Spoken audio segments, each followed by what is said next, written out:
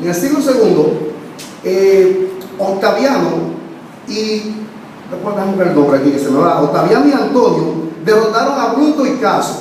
¿Qué importancia tiene esto? ¿Y qué importancia también tiene para el pueblo de Dios? Esto ocurrió en los 400 años de silencio. Ojo, los 400 años de silencio de Dios fueron de silencio, no fue de vacancia. Dios estaba preparando el camino y el tiempo propicio para la venida de Cristo. Entonces, cuando Antonio derrota a Brutus, Brutus había matado o asesinado o ajusticiado al emperador de Roma. Entonces, en esa ocasión viene Antonio, va hasta la ciudad de Filipos y derrota a Brutus. De ahí, el Roma, que era una república, pasa a ser lo que se conoció luego como el Imperio Romano. Roma pasó por 3 etapas. Primero fue la monarquía, donde era un rey que dirigía la nación. Luego de la monarquía pasó a lo que fue la república, donde tenían un dictador. Ese fue el que mató Brutus. Y luego pasaron a lo que fue el imperio.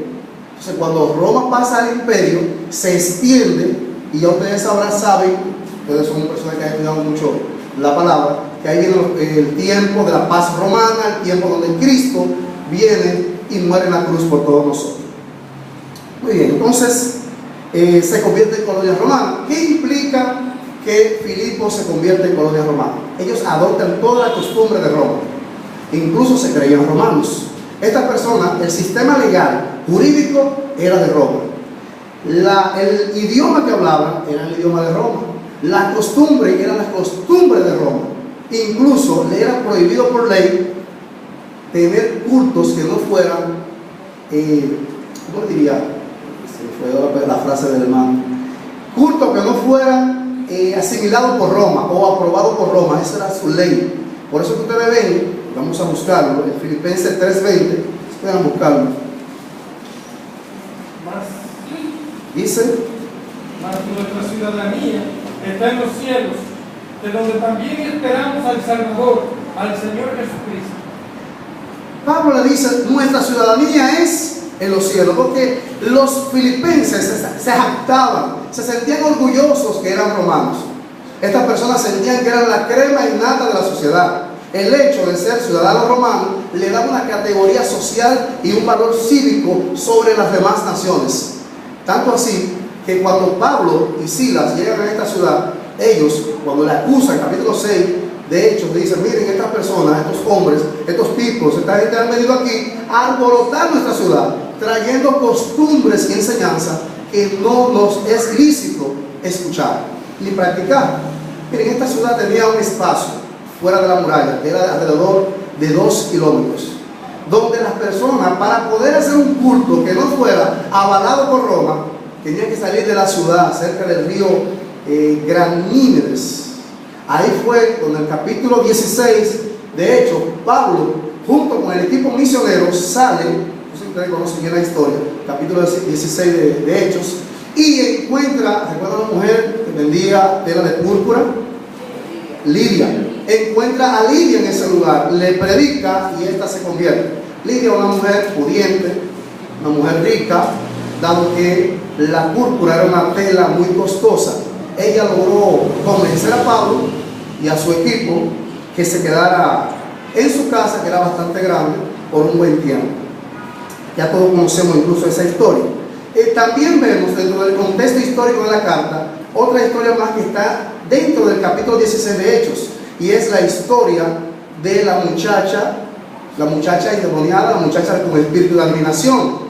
Esta muchacha, esta joven, perseguía a Pablo por todos lugares, dando voz y diciendo cosas, hasta que Pablo le reprende el espíritu y sale de ella, lo cual provoca ese conflicto, que los dueños de ella, póngame bien, los dueños de la muchacha, porque ella era una esclava, y entonces protestaron delante de las autoridades.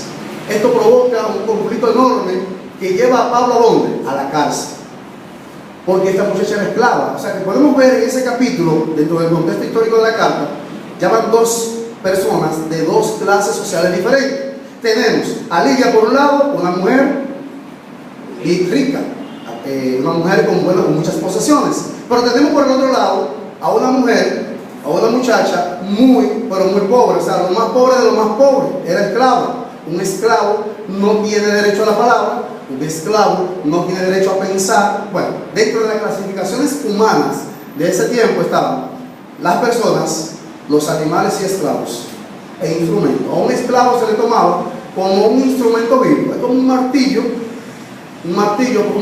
que podía hablar quizás, que podía caminar, que podía moverse. Así se tenía a los esclavos. La tercera historia que vamos a encontrar dentro del capítulo 16 de Hechos, que pertenece al contexto histórico de cuando Pablo funda la iglesia, vamos a encontrar también al soldado. Los soldados pertenecían a la clase media. Miren cómo Dios, en su infinita gracia, puede alcanzar a todos. Alcanzó la rica, alcanzó la esclava, pero también alcanza a este soldado de clase media. Todos sabemos que Pablo estaba preso y que por causa de un seísmo, o sea, un terremoto, Pablo es liberado. El soldado quería quitarse la vida y todos conocemos la historia, cuando Pablo le visita, le predica, y él y toda su casa se acercan al Señor. Ahí está el contexto histórico de la carta, por qué fue escrita, a quién fue escrita, la ciudad como era. Entonces vamos a ver algunas otras cosas que tienen que ver con la carta antes de entrar propiamente a estudiar el texto. Amén. No tenso, soy yo que estoy tenso. Vamos, cojamos un poquito, ¿verdad? Entonces, el propósito de la carta. La carta tiene varios propósitos. Entre ellos, vamos a ver, expresar gratitud por las ofrendas. Eso lo pueden encontrar en capítulo 4, versos del 10 al 18. No lo vamos a leer, pero para que usted lo sepa, lo tenga ahí. Era una iglesia rica en ofrenda para el apóstol. Es decir, esto es una carta de gracia. Pablo quiere a sus amigos filipenses, le escribe una carta en agradecimiento por todas las ofrendas que le habían suministrado. Recuerden, Pablo siempre decía que él por sus propias manos se mantenía y que no pedía ayuda a ninguna iglesia. Sin embargo, a la iglesia de Filipenses él sí aceptaba las ofrendas. Otra razón es explicar la causa por la cual devolvió a Epafrodito. Explico. Epafrodito fue un enviado de la iglesia a Pablo que estaba en Roma. Epafrodito va con un regalo, va con una ofrenda, pero se enferma. Ya bien, él se enferma a punto de morir, y cuando pasa un tiempo que no regresa a dar noticias y tampoco puede servir a Pablo en la condición en que está, Pablo le devuelve con la carta y le escribe a los filipenses que le reciban por dos razones. Una, recuerden que él fue a llevar una ayuda económica y él quería que, en segundo lugar, cuidar el testimonio de Epafrodito y explicar a la iglesia por qué lo estaba devolviendo. Eso me llamó mucho la atención. Pablo se preocupa de ese hermano, se preocupa de su testimonio. En vez de decir, mira, ustedes me mandaron a ese hermano y lo que me ha mandado un enfermo que no puede servirme ni servirse él mismo. Sin embargo, Pablo se preocupa por el testimonio del hermano, y eso me llama mucho la atención. Nosotros como cristianos, a veces vemos un hermano que le pasa una situación, ¿cuál debe ser la postura correcta nuestra? ¿Atacarlo? ¿Destruirlo? Decir, bueno, ese hermano no sirve, echémoslo afuera, ese hermano a cada rato cae, ese hermano a cada rato falla, ese hermano a cada rato está descarriado, ese hermano a cada rato está haciendo cosas indebidas? O nuestro deber es tratar de restaurar, tratar de cobijarle, tratar de cuidar su testimonio, tratar de ayudar, de exhortarle, hacerle crecer. Son desafíos que sentí que la carta me hacía como creyente.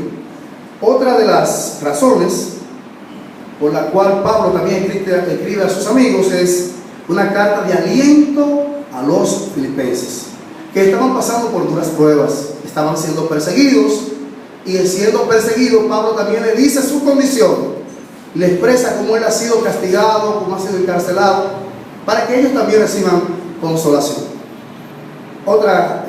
La cuarta razón es que exhorta a la unidad de la iglesia. Era una iglesia próspera, gente rica, gente pudiente. A veces las personas, cuando tienen muchas posesiones económicas, se olvida de la hermandad, se olvida de los demás, porque no necesita a nadie.